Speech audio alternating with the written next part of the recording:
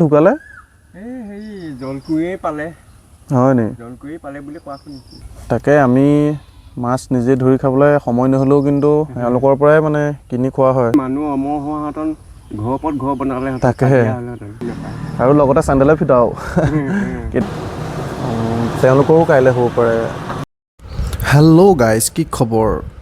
কিমান আৰু ঘৰত থাকিম, ভাবিলোঁ আজি অলপ ওলাই যাওঁ। অলপ দূৰ আহিয়েই ৰ'লোহি আমাৰ ওচৰৰে ননৈ দলঙৰ ওপৰত। এই জেগাটোৰ এটা বিশেষত্ব আছে, কি জানে? ৰ'ব কৈছোঁ। ইয়ালৈ দুৰ্গা পূজাৰ দশমীৰ দিনা যদি কোনোবা অহা নাই, এজ এ যোৰহাটীয়ান মানে বহুত মিছ কৰি আছে। ইয়াত দেৱী বিসৰ্জন দিয়া হয়। ইয়াৰ ওচৰে পাঁজৰে যিমানবোৰ পূজা পতা ঠাই আছে, চব জেগাৰে দেৱী বিসৰ্জন ইয়াতেই দিয়া হয়। ইয়াত পূজা চোৱাৰ মজাটোৱেই বেলেগ হয়। আপুনি যিমান টাউনত পূজা নাচাওক কিয়, কিন্তু ননৈত পূজা নাচালে মনটো কিন্তু শান্তিয়ে নালাগে আমাৰ। বহুত মেমৰিজ আছে লগৰবোৰৰ লগত ইয়াত। দলঙৰ ছাইডত বহি উৎপাত কৰা, ইয়াৰ মজাই বেলেগ। বছৰটো লগ নোপোৱা, কিন্তু লগৰটোক ইয়াত লগ পামেই, সেইটো চিয়'ৰ।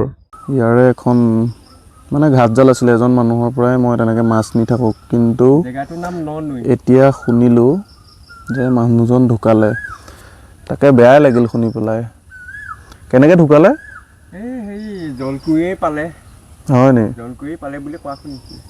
আচ্ছা, ভায়েকো বেমাৰ হৈ ঢুকালে, আনচা বুলি।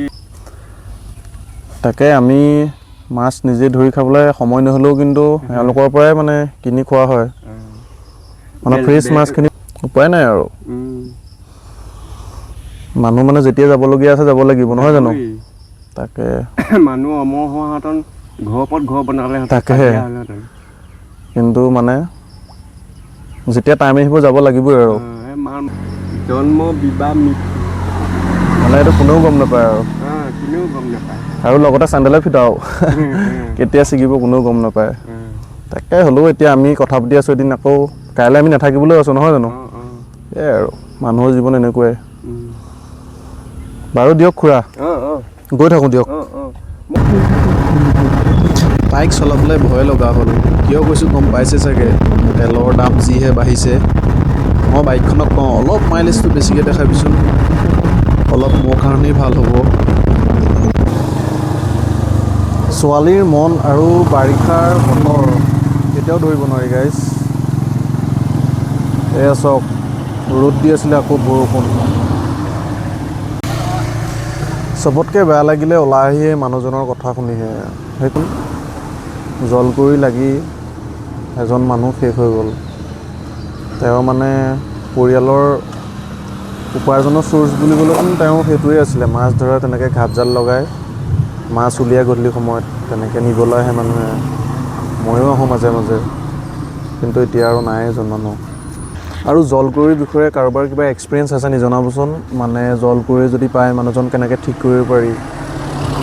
মানে সেইজনতো তেওঁ নোহোৱা হৈ গ'লেই, কিন্তু তেনেকৈ আৰু আছে ঘাটজাল মৰা মানুহ, তেওঁলোকৰো কাইলৈ হ'ব পাৰে। ময়ো ওলাই যাওঁ কেতিয়াবা, দেখিছে ময়ো মাছ ধৰিব যাওঁ, কেতিয়াবা মোৰো হ'ব পাৰে। মানে কেনেকৈ বাচিব পাৰি, কোনোবা আছে যদি তেনেকৈ জনাবচোন। উপায় নাই আৰু, ভগৱানে যেতিয়া যাক নিয়ে যাবই লাগিব আৰু। এতিয়া মই ওলাই আহিছোঁ বা ভিডিঅ' বনাই আছোঁ, অলপ পিছত মই নাথাকিবলৈ আছোঁ। সেইটো কাৰণে কাৰ কেতিয়া কি হয় আৰু কোনেও ধৰিব নোৱাৰে। বাকী আজিলৈ বাই আৰু। যদি ভিডিঅ'টো ভাল লাগে like, comment, share and subscribe কৰি দিব।